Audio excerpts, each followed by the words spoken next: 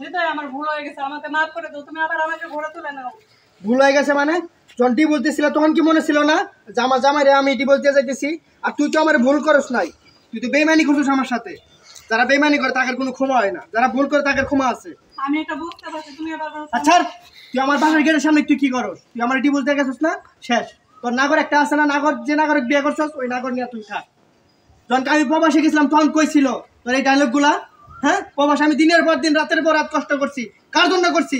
একমাত্র তোমার জন্য করছি। আমি প্রবাসে ডিউটি করবো, কষ্ট করবো, আমার বউ সুখে থাকবো। বউর তোর আমি কি না দিছি? প্রত্যেকটা মাসে তোর আমি টাকা পয়সা সবকিছু দিছি, তারপরে তোর মন পাইলাম না। আসলে তোরা মেয়ে মানুষ খারাপ, আবার অপমান করে দিলি।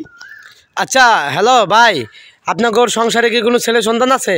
অবশ্যই আছে। হ্যাঁ, ছেলে সন্তান থাকতেও ভাবি আপনি আর একটা পুরুষরে বিয়ে করলেন, হ্যাঁ ডিভোর্স দেয়া। আচ্ছা ডিভোর্স কি ভাই আপনি দিছিলেন না উনি দিছিল? আরে ভাই বিয়ে করার সময় 3 লাখ টাকা কামিন ছিল ভাই। আমি যখন প্রবাসে গেছিলাম আমার হাতের সময় আকামা ছিল না, জোর জবরদস্তি কইরা 3 লাখ টাকা আমার থেকে জোর করে নিছে ভাই। ওই সময় আমি খাইতেও পারি না ভাই। আচ্ছা ডিভোর্স দিছে কেডা? আমাকে সে ডিভোর্স দিয়ে গেছে। ও ওই আপনার বউ আপনার ডিভোর্স দেয়া অন্য ছেলের সাথে চলে গেছে। আমি বসে আসছি, আজকে আমার ঠ্যাং ধরে কান্না করতেছে। কান্না করলে হইব নাকি? আচ্ছা ভাবি আপনি কেন আপনার জামাই থাকতেও আপনি হ্যাঁ ডিভোর্স দিলেন, দিয়ে অন্য জায়গায় বিয়ে বসলেন, আপনার একটা সন্তানও আছে, তো এইটা আপনি কেন করলেন? আপনার জামাই তো টাকা পয়সা ইনকাম করতো নাকি?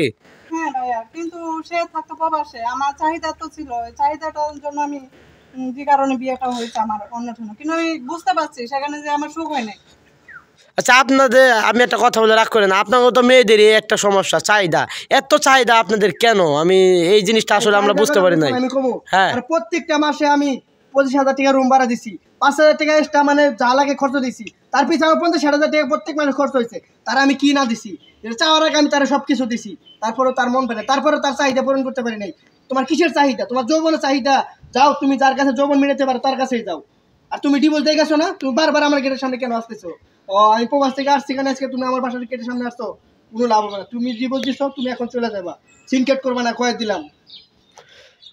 আচ্ছা ভাই, তখন এখন যে উনি আসছে আপনার পা ধরতেছে, মাপ চাইতেছে, তো আপনি কি করবেন? এখন কি উনারা মাপ করবেন? কি আলাপ করেন আপনার? উল্লাপাল্লা আলাপ করেন মানে? জঙ্গেটি বুঝতে গেছিল তখন সে কোথায় ছিল?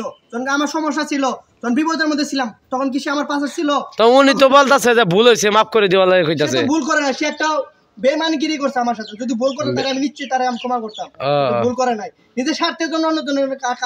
আপনি কি করতে চাইতেছেন? যে উনারে গ্রহণ করবেন না? অসম্ভব, তারে আমি কেন গ্রহণ করবো? আমি কি তারে ডিভোর্স দিতে? সে আমার ডিভোর্স দিয়ে গেছে ভালো থাকার জন্য। আসলে ভাবি আপনি যে কাজটা করছেন না ওটা গ্রহণ করার যোগ্য না, কারণ আপনার তো চাহিদা মেটানোর জন্য আপনার পাগল।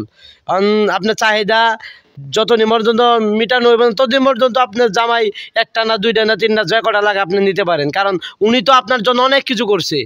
আপনার জন্য প্রবাসে রাতের দিন খাটছে, টাকা পয়সা ইনকাম করে আপনারা দিছে। হ্যাঁ, উনি তো আপনার সুখের জন্য করছে। আর আপনি কেমনে পারলেন যে আপনার বাচ্চাটা রাইখে আপনি ওনারা ডিভোর্স দিয়ে অন্য একটা পুরুষে বিয়ে করলেন? কিছু কিছু নারী এক পুরুষ আসক্ত না, এরকম হয়েছে নারী। আজকে আমার সময় ভালো, আজকে আমার কাছে আসছে, যখন আমার খারাপ সময় থাকবে তখন আমার লাত্তিতে খেয়ে যাবে ভাই। এগুলো আপনি বিচার করেন না কেন? সে আসলে কি আমার গ্রহণ করে নিতে হইব? হ্যাঁ, তুমি আমাকে মাফ করে দাও। একদম চুপ।